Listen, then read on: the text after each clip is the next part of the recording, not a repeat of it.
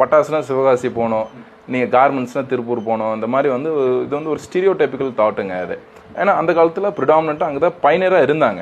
So அதனால தான் உங்களுக்கு பிரிண்டிங் எடுத்தோடனே சிவகாசி உங்களுக்கு வந்து மைண்டில் வருது. இப்போ எப்படின்னா இப்போ டெக்னாலஜி ரொம்ப ஓப்பன் ஆயிடுச்சுங்க. அங்கே என்ன மெஷின்ஸ் யூஸ் பண்ணுறாங்களோ அதே மெஷின்ஸை நாங்கள் யூஸ் பண்ணுறோங்க. எந்த விதமான டிஃப்ரென்ஸுமே. சிவகாசி போகிறனால ரேட்டு கம்மியாக இருக்கும்னு ஒரு யோசனை இருந்தது எல்லாத்துக்குமே. அது வந்து அந்த டிஃபரன்சியேஷன் இப்போ இல்லை இப்போ கிடையாது, 100% கிடையாதுங்க. ஏன்னா சேம் மெஷின்ஸ் யூஸ் பண்ணுறோம். அவங்க என்ன ரா மெட்டீரியல் யூஸ் பண்ணுறாங்களோ எல்லாமே சேமுங்க. குவாலிட்டியும் டாப் நாச்சாக சேம் வரலாம். ப்ளஸ் உங்களுக்கு ப்ரைஸும் எக்கனாமிக்கலும் அதே ப்ரைஸில் வந்துடுங்க.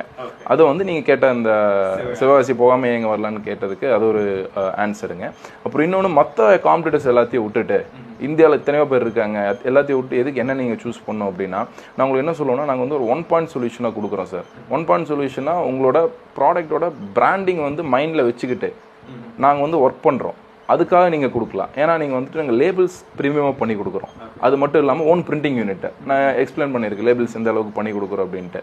ரெண்டாவது வந்து பார்த்தீங்கன்னா லேபிள் பேஸ்டிங் மிஷின்ஸ் பண்ணி கொடுக்குறோம். நீங்கள் லேபிள்ஸும் பேஸ்டிங் மிஷின்ஸும் ரெண்டும் ஒரே இடத்துல நீங்கள் பண்ணும்போது உங்களோட பெரிய ஹெட்டேக் வந்து அவாய்ட் ஆகுதுங்க. ஸோ அதனால் வந்து நீங்கள் எங்களை சூஸ் பண்ணலாம் சார்.